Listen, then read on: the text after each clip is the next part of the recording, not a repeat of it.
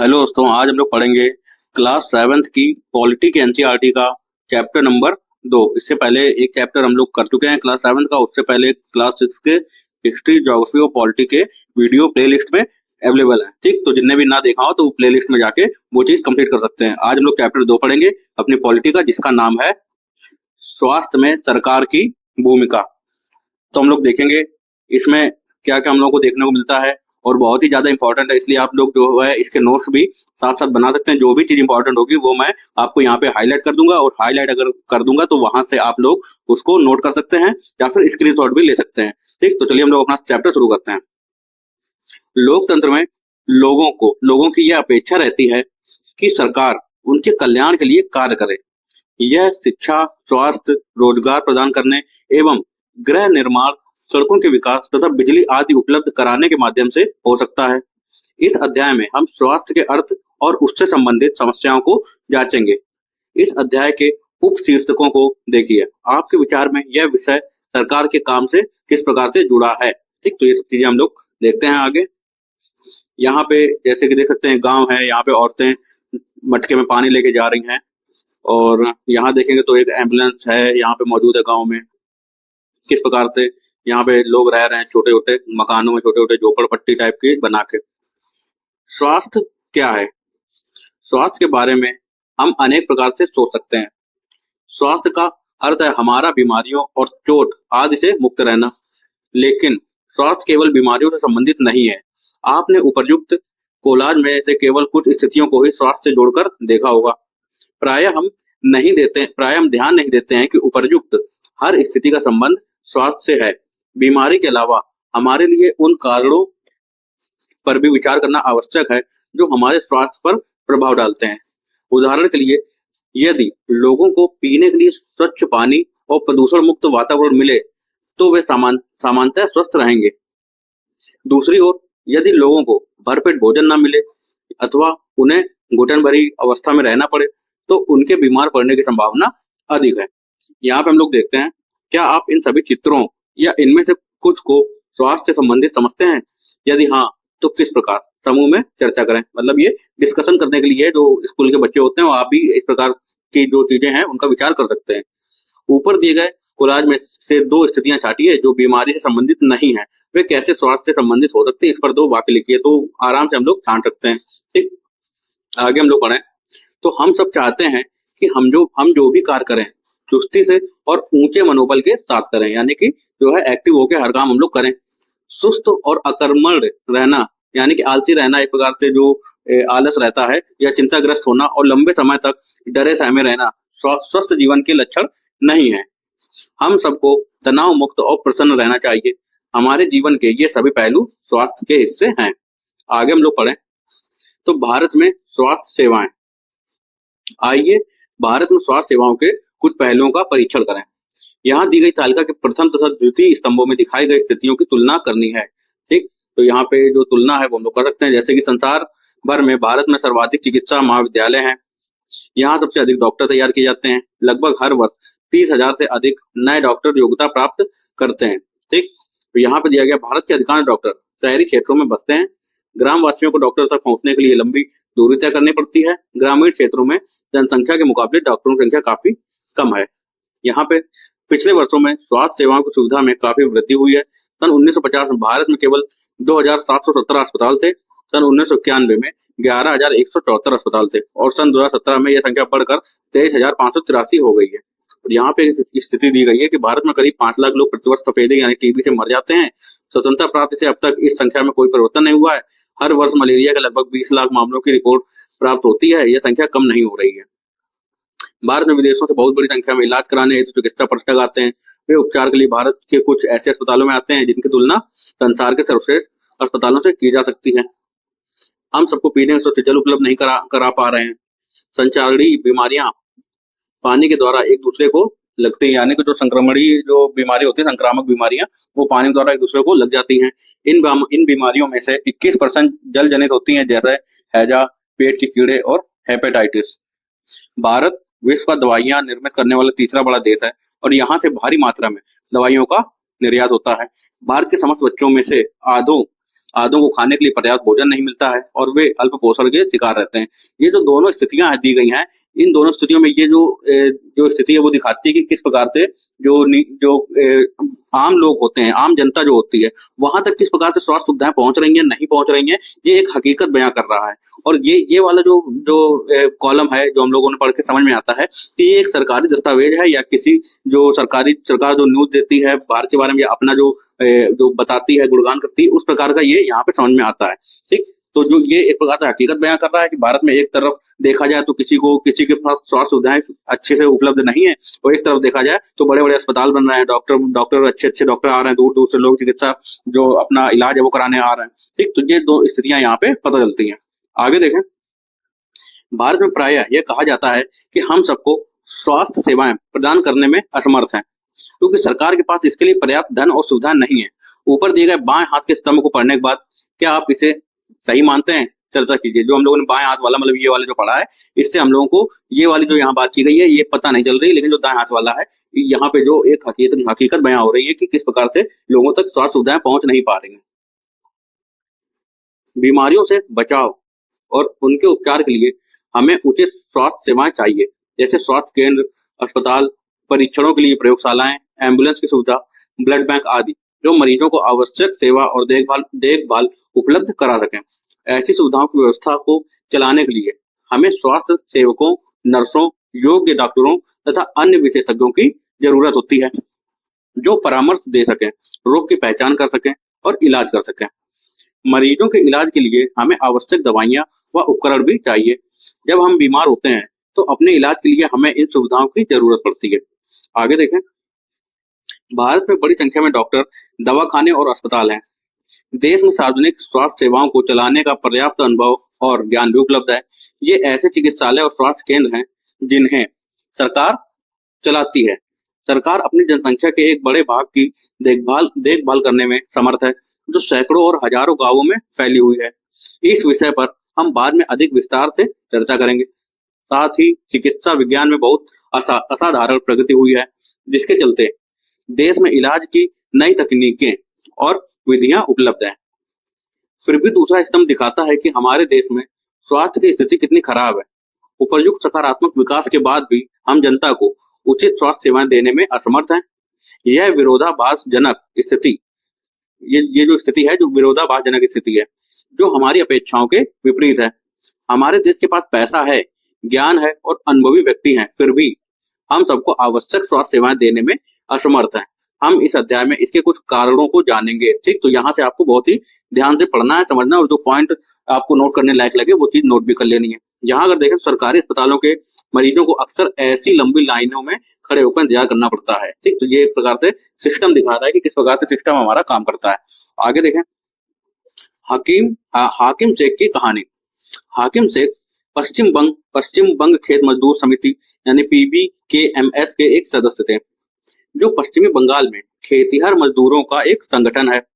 1992 में एक शाम वे चलती ट्रेन से गिर गए और उन्हें सिर में गंभीर चोटें आईं। उनकी हालत बहुत नाजुक थी और उन्हें तुरंत इलाज की आवश्यकता थी। उन्हें कोलकाता के एक सरकारी अस्पताल में ले जाया गया, लेकिन उन्हें भर्ती करने से मना कर दिया गया, क्योंकि वहां कोई बिस्तर खाली नहीं था। दूसरे अस्पताल में आवश्यक सुविधाएं या उनके इलाज के लिए जरूरी विशेषज्ञ नहीं थे। इस प्रकार अत्यंत गंभीर हालत में उन्हें 14 घंटे के अंदर 8 सरकारी अस्पतालों में ले जाया गया, किंतु किसी ने भी उन्हें भर्ती नहीं किया। अंत में उन्हें एक निजी अस्पताल में भर्ती कराया गया, जहां उनका इलाज किया गया। उन्होंने अपने इलाज पर बहुत पैसा खर्च किया। जिन अस्पतालों ने उन्हें भर्ती करने से इनकार कर दिया था, उनके उपेक्षापूर्ण रवैये से नाराज और क्षुब्ध होकर हाकिम शेख एवं PBKMS ने कोर्ट में मुकदमा दायर किया। ठीक, यहाँ से आप समझ सकते हैं कि किस प्रकार से सरकारी जो अस्पताल है वहां पे काम होता है और किस प्रकार से लापरवाही बरती जाती है। और निजी अस्पतालों में जाओ तो वहां जो है खर्चा बहुत ज्यादा हो जाता है, लेकिन स्वास्थ्य सुविधा उपलब्ध हो जाती है। ऊपर दी गई कहानी पढ़िए।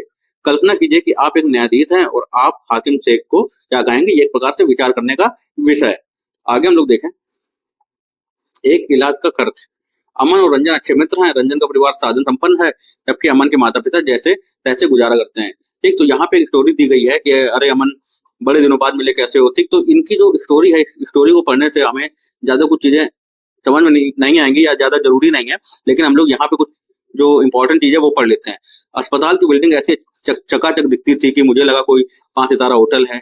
डैडी कह रहे थे ये एक प्राइवेट अस्पताल है और बढ़िया से बढ़िया सुविधाएं यहाँ मिलती थी। तो यहाँ प्राइवेट अस्पताल के बारे में बात हुई है। तो यहाँ देखें तो रिसेप्शन काउंटर पर ही डैडी को 500 रुपए देने पड़े। डॉक्टर को दिखाने से पहले ही पता है वहाँ बड़ा अच्छा संगीत बज रहा था और सब कुछ कितना साफ सुथरा और जगमग जगमग था। ठीक, तो यहाँ पे प्राइवेट अस्पताल की बात की जा रही है।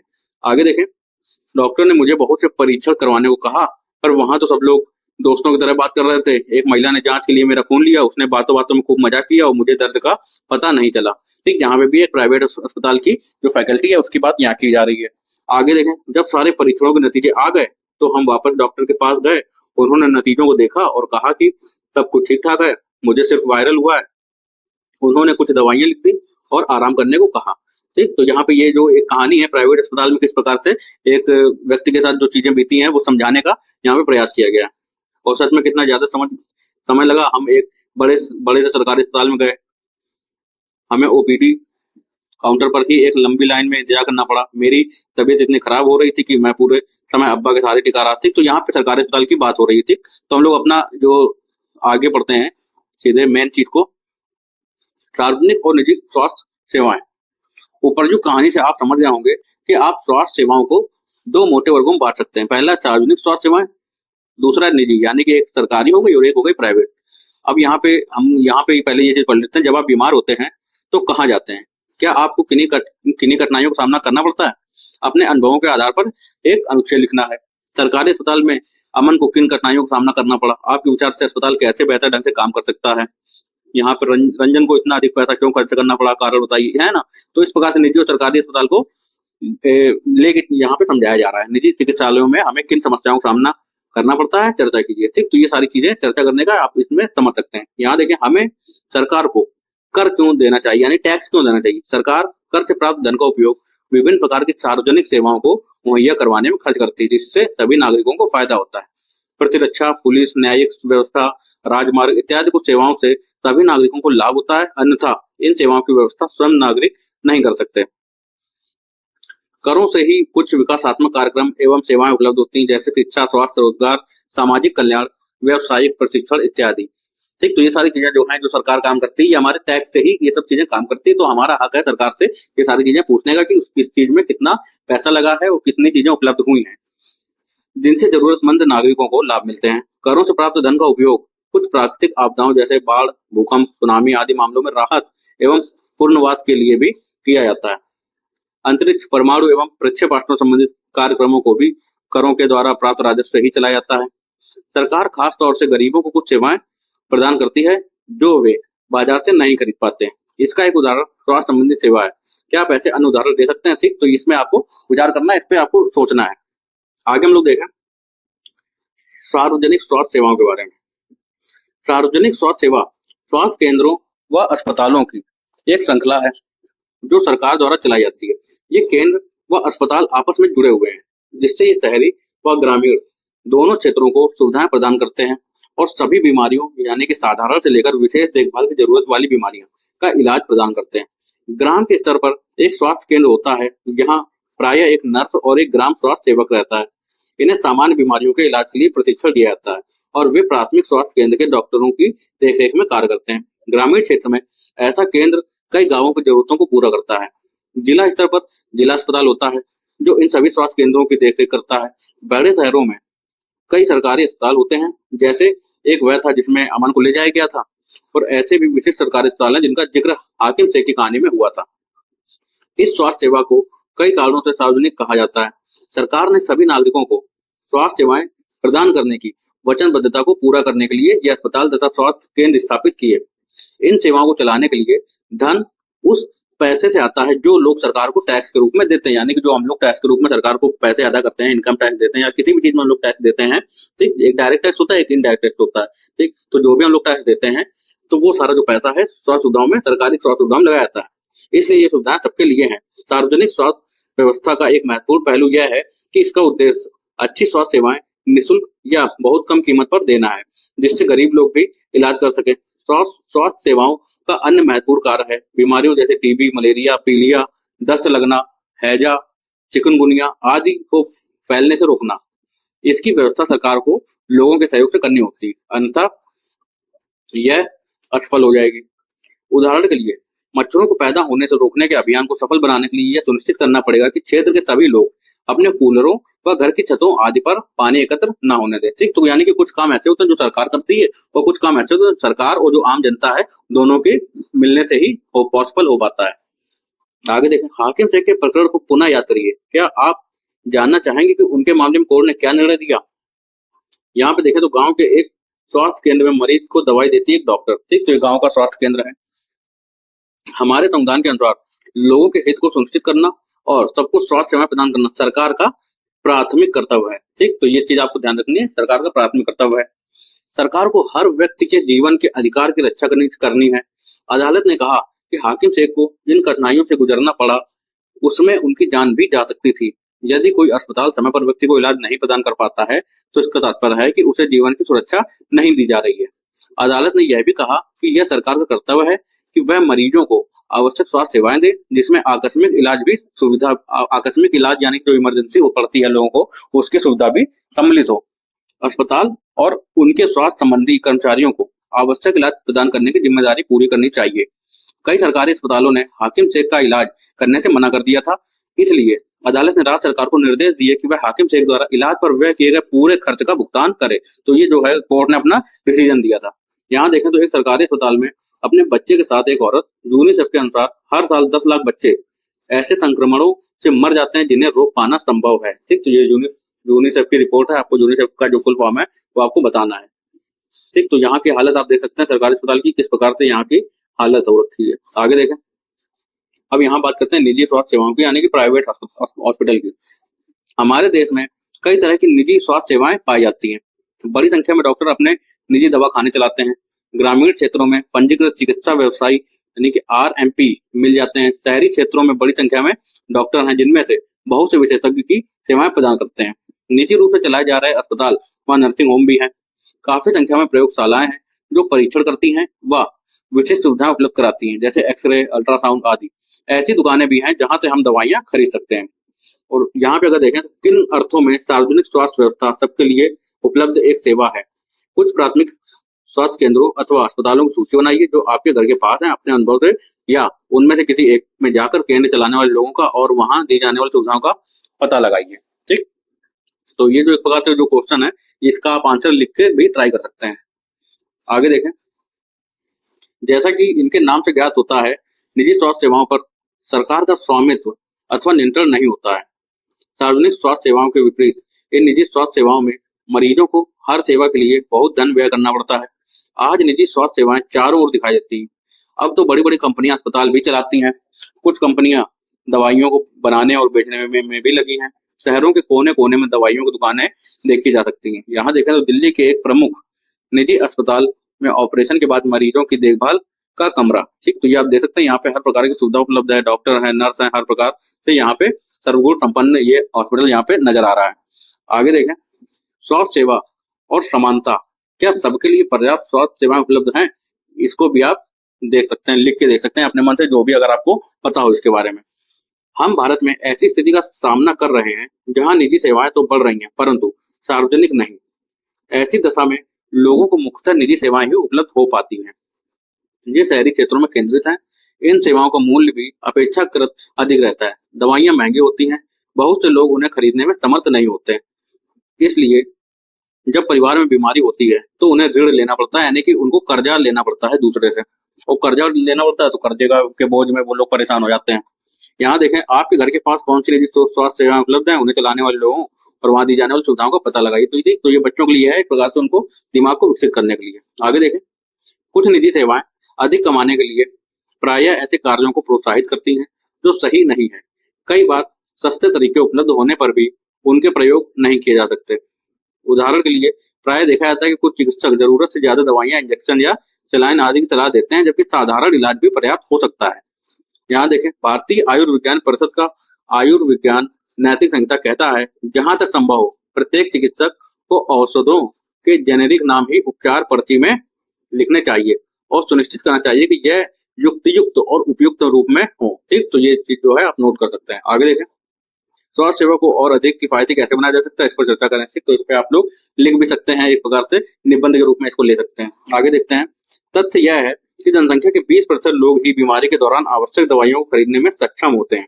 वे लोग भी, जिन्हें हम गरीब नहीं समझते, दवा संबंधी खर्चों को उठाने में कठिनाई का अनुभव करते हैं। एक अध्ययन में यह पाया गया कि जो लोग अस्पताल में किसी बीमारी या चोट लगने के कारण भर्ती होते हैं, उनमें से 40% लोग खर्चों का भुगतान करने के लिए पैसे उधार लेते हैं या अपनी कुछ संपत्ति बेचते हैं। गरीब लोगों के लिए परिवार में हर बीमारी चिंता और मुसीबत का कारण बन जाती है। इससे भी बड़ी बात यह है कि ऐसी स्थिति बार बार आती है। गरीब लोग पहले ही पोषण की कमी का शिकार होते हैं। ये परिवार उतना भोजन नहीं खाते जितना इन्हें खाना चाहिए। उन्हें जीवन की आधारभूत आवश्यकताएं जैसे पीने का पानी, घर के लिए पर्याप्त जगह, साफ वातावरण तक उपलब्ध नहीं हो पाता है और इसलिए उनके बीमार पड़ने की संभावना अधिक रहती है। बीमारी पर जो खर्चा होता है, तो बीमारी पर होने वाले खर्चे से उनकी हालत और खराब हो जाती है। कभी कभी केवल पैसा ही लोगों के बेहतर इलाज में बाधक नहीं होता। उदाहरण के लिए, महिलाओं को तुरंत इलाज के लिए डॉक्टर के पास नहीं ले जाया जाता है।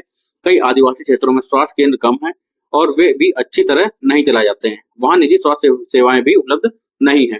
यहाँ अगर हम लोग एक चित्र देखें, यहाँ पे ग्रामीण इलाकों में अक्सर एक जीप ही मरीजों के लिए चलता फिरता दवाखाना बन के आती है। यानी कि एक जीप में ही सारी सुविधाएं, जो दवाई वगैरह, इंजेक्शन वगैरह जो होती हैं, वो एक जीप में ही दे दी जाती है और वो वहां से किसी का भी इलाज कर दिया जाता है। यहाँ पे दूसरा चित्र अगर देखें तो इस गर्भवती औरत को एक योग्य डॉक्टर को दिखाने के लिए कई किलोमीटर पैदल चलना पड़ रहा है। यानी कि ये जो महिला है यहाँ पे गर्भवती है और यहाँ पे कोई भी साधन उपलब्ध नहीं है जिससे कि जल्दी जल्दी डॉक्टर के पास जाया जा सके, तो पैदल ही रास्ता चुनते हैं और पैदल रास्ता जो है कितना खतरनाक होता है, वो उस सब का सामना करते हुए ये लोग डॉक्टर के पास पहुंचते हैं। ठीक, तो इस प्रकार की जो सुविधाएं हैं यहाँ पे मौजूद नहीं है। गाँव, कई जो कंट्री साइड एरिया है, जो ग्रामीण इलाके हैं, वहाँ पे ये सारी सुविधाएं उपलब्ध नहीं हो पाती, तो जहाँ पे काम करना चाहिए। आगे देखें, क्या किया जा सकता है। इसमें कोई संदेह नहीं है कि हमारे देश में लोगों के स्वास्थ्य की दशा अच्छी नहीं है। यह सरकार का उत्तरदायित्व है कि वह अपने सब नागरिकों को, विशेषकर गरीबों और सुविधाहीनों को, गुणात्मक स्वास्थ्य सेवाएं प्रदान करे। फिर भी लोगों का स्वास्थ्य जितना जीवन की आधारभूत सुविधाओं पर और उनकी सामाजिक स्थिति पर निर्भर है, उतना ही स्वास्थ्य सेवाओं के ऊपर भी। इसलिए लोगों के स्वास्थ्य की दशा सुधारने के लिए दोनों पक्षों पर कार्य करना आवश्यक है। ऐसा करना संभव है। अगले पृष्ठ पर दिए गए उदाहरण देखिए। ठीक, यहाँ पे एसडीजी गोल दिया गया है, जो सस्टेनेबल डेवलपमेंट गोल है, वो है हमारा थर्ड गोल, जो है हमारा गुड हेल्थ एंड वेलबींग। ठीक, इससे पहले हम लोगों ने जो गोल देखा था वो भी आपको नोट करके रखना है और ये वाला गोल भी आपको जो है आपको नोट करके रख लेना। सतत विकास लक्ष्य है उत्तम स्वास्थ्य और खुशहाली। ठीक, तो यहाँ से क्वेश्चन आ जाता है डायरेक्ट। आगे देखें, केरल का अनुभव देखते हैं। केरल में क्या हुआ था। 1996 में केरल सरकार ने राज्य में कुछ महत्वपूर्ण परिवर्तन किए। राज्य के पूरे बजट का 40% पंचायतों को दे दिया गया। इससे पंचायतें अपनी आवश्यकताओं को योजनाबद्ध कर उनकी पूर्ति कर सकती थी।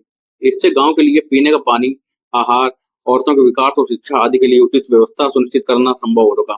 इसके फलस्वरूप जल वितरण व्यवस्था की जांच की गई, स्कूलों और आंगनवाड़ियों के काम को सुनिश्चित किया गया और गांव की विशेष समस्याओं पर ध्यान दिया गया। स्वास्थ्य केंद्रों में भी सुधार किया गया। इन सब कार्यों में स्थिति में सुधार आया। इन सब कार्यों से जो है स्थिति में जो वहां की स्थिति थी उसमें सुधार आया। इतने प्रयत्नों के बाद भी कुछ समस्याएं तो बनी रही, जैसे दवाइयों की कमी, अस्पतालों में अपर्याप्त बिस्तर, पर्याप्त डॉक्टरों का ना होना आदि। इन समस्याओं को दूर करने की आवश्यकता है। अधिक जानकारी के लिए लॉग इन यहाँ पे कर सकते हैं। ठीक, तो ये वेबसाइट है। आगे देखें, यहाँ पे ऊपर दिए गए भारत के नक्शे में केरल राज्य को गुलाबी रंग से दिखाया गया है। तो ये जो है ये छोटा सा इतने जो फैला है ये केरल। आगे देखें, आइए अब एक अन्य देश का उदाहरण देखें और स्वास्थ्य संबंधी मुद्दों पर उनकी कार्य पद्धति को जाने, यानी कि अलग देश में जो कार्य पद्धति होती है उसको देखते हैं। कोस्टा रिका का तरीका। कोस्टा रिका को मध्य अमेरिका का सबसे स्वस्थ देश माना जाता है। इसका मुख्य कारण, ये जो कोस्टा रिका है आपको मैप में देख लेना है। इसका मुख्य कारण उनके संविधान में निहित है। कई वर्षों पहले कोस्टा रिका ने एक बहुत महत्वपूर्ण निर्णय लिया था कि वे देश में सेना नहीं रखेंगे। इससे उन्हें सेना पर व्यय किए जाने वाले धन को लोगों की शिक्षा, स्वास्थ्य और अन्य आधारभूत जरूरतों पर खर्च करने में मदद मिली। कोस्टा रिका की सरकार मानती है कि देश के विकास के लिए देश का स्वस्थ होना जरूरी है और इसलिए अपने देशवासियों के स्वास्थ्य पर बहुत ध्यान देती है। कोस्टा रिका की सरकार अपने सभी निवासियों को स्वास्थ्य के लिए मूलभूत सेवाएं व सुविधाएं देती है, जैसे पीने का सुरक्षित पानी, सफाई, पोषण और आवास। स्वास्थ्य की शिक्षा को बहुत महत्वपूर्ण माना जाता है और सभी स्तरों पर स्वास्थ्य संबंधी ज्ञान शिक्षा का एक जरूरी भाग है। ठीक, तो यहाँ पे स्वास्थ्य को किस प्रकार से जो है ये जो देखा जाता है, किस प्रकार से स्वास्थ्य को लेकर चला जाता है, यहाँ पे शिक्षा का एक जरूरी भाग माना जाता है।